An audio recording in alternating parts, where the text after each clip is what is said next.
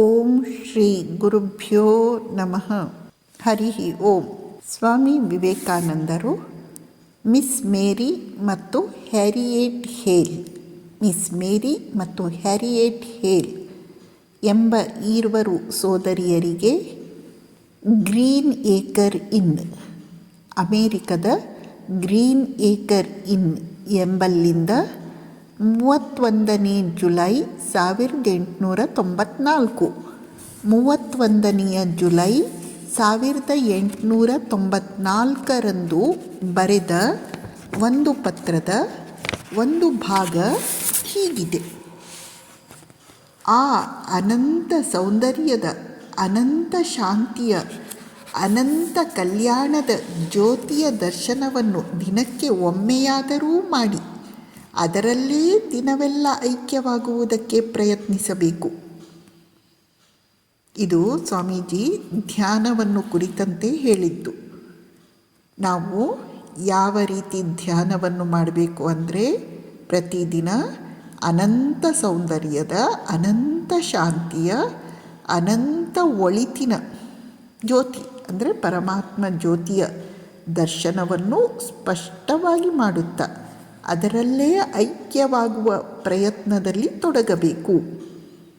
ಮತ್ತೆ ಹೇಳುತ್ತಾರೆ, ಮಾಯಾ ಮಂತ್ರ ತಂತ್ರಗಳೆಂಬ ಗುಪ್ತವಾದ ಯಾವ ವಿಷಯಗಳನ್ನು ಹುಡುಕಲು ಹೋಗಬೇಡಿ, ಅವುಗಳನ್ನು ಕಾಲಿನಿಂದಲೂ ಮುಟ್ಟಬೇಡಿ. ಹಗಲಿರುಳು ನಿಮ್ಮ ಮನಸ್ಸು ದೇವರ ಅಡಿದಾವರೆಯನ್ನು ಮುಟ್ಟಲು ವಿಘ್ನವಿಲ್ಲದೆ ಮೇಲೇರಲಿ. ಆ ಭಗವಂತನ ಪೀಠ ನಿಮ್ಮೆದೆಯಲ್ಲಿಯೇ ಇದೆ. ದೇಹ ಮತ್ತು ಉಳಿದವುಗಳು ತಮಗೆ ತಾವೇ ನೋಡಿಕೊಳ್ಳಲಿ. ಜೀವನ ಕ್ಷಣಿಕ, ತೋರಿ ಮಾಯವಾಗುವ ಒಂದು ಕನಸಿನಂತೆ.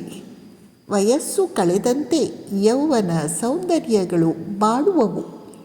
ಹಗಲಿರುಳು ಇದನ್ನು ಪಠಿಸಿ, ನೀನೇ ನನ್ನ ತಂದೆ, ನೀನೇ ನನ್ನ ತಾಯಿ, ನೀನೇ ನನ್ನ ಪತಿ, ನೀನೇ ನನ್ನ ಪ್ರೇಮ, ನೀನೇ ನನ್ನ ಪ್ರಭು, ನೀನೇ ನನ್ನ ದೇವರು, ನೀನಲ್ಲದೆ ನನಗೆ ಮತ್ತೇನೂ ಬೇಡ, ನೀನು ನನ್ನಲ್ಲಿ, ನಾನು ನಿನ್ನಲ್ಲಿ, ನೀನೇ ನಾನು, ನಾನೇ ನೀನು. ಐಶ್ವರ್ಯ ನಶಿಸುವುದು, ಸೌಂದರ್ಯ ಬಾಡುವುದು, ಜೀವನ ಓಡುವುದು, ಅಧಿಕಾರ ಹೋಗುವುದು, ಆದರೆ ದೇವರೊಬ್ಬನೇ ಅನವರತ ಇರುವನು. ಪ್ರೇಮ ಒಂದೇ ಅನವರತ ಬಾಳುವುದು. ದೇಹವೆಂಬ ಯಂತ್ರವನ್ನು ಸರಿಯಾಗಿ ಇಟ್ಟಿರುವುದರಲ್ಲಿ ಒಂದು ಸಂತೋಷವಿದೆ. ದೇಹದೊಂದಿಗೆ ಆತ್ಮ ನರಳದಂತೆ ತಡೆಯುವುದರಲ್ಲಿ ಅದಕ್ಕಿಂತ ಹೆಚ್ಚಿನ ಸಂತೋಷವಿದೆ. ಜಡವನ್ನು ಅದರ ಪಾಲಿಗೆ ಬಿಟ್ಟು ನೀನು ಜಡವಲ್ಲ ಎಂದು ತೋರುವುದಕ್ಕೆ ಇದೇ ಒಂದು ಪ್ರಮಾಣ. ದೇವರಲ್ಲಿ ನಂಬಿಕೆ ಇಡಿ. ದೇಹಕ್ಕೆ ಮತ್ತು ಇನ್ನು ಯಾವುದಕ್ಕಾದರೂ ಏನಾದರೇನಂತೆ ಭಯಂಕರ ಪಾಪದೆದುರಿಗೆ ಇರುವಾಗ ನನ್ನ ದೇವರೇ, ನನ್ನ ಪ್ರೇಮವೇ ಎನ್ನಿ.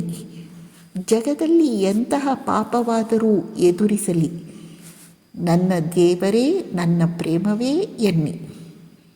ನಾನು ಪ್ರಪಂಚಕ್ಕೆ ಸಂಬಂಧಪಟ್ಟ ವಸ್ತುವಲ್ಲ. ನನ್ನನ್ನು ತ್ಯಜಿಸಬೇಡ. ವಜ್ರದ ಗಣಿಯನ್ನು ಬಿಟ್ಟು ಗಾಜಿನ ಚೂರನ್ನು ಆರಿಸಲು ಹೋಗಬೇಡ. ದೊಡ್ಡ ಅವಕಾಶ ಈ ಜೀವನದಲ್ಲಿ ನಮಗೆ ಸಿಕ್ಕಿದೆ. ಏನು ಪ್ರಾಪಂಚಿಕ ಭೋಗವನ್ನು ಹುಡುಕುವಿರಾ? ಭಗವಂತನು ಅನಂತ ಆನಂದದ ಗಣಿ. ಪರಮ ಪೂಜ್ಯವಾದ ವಸ್ತುವನ್ನು ಹುಡುಕಿ, ಪರಮ ಪೂಜ್ಯವಾದ ವಸ್ತುವನ್ನು ಹುಡುಕಿ, ಪರಮ ಪೂಜ್ಯನಾದ ದೇವರನ್ನು ಸೇರಲು ಪ್ರಯತ್ನ ಪಡಿ. ನೀವು ಪರಮ ಪದವನ್ನು ಮುಟ್ಟೇ ಮುಟ್ಟುವಿರಿ. ಎಂತಹ ಸುಂದರವಾದ ಭಾವನೆಗಳು ಇವು. ನಮಸ್ಕಾರ.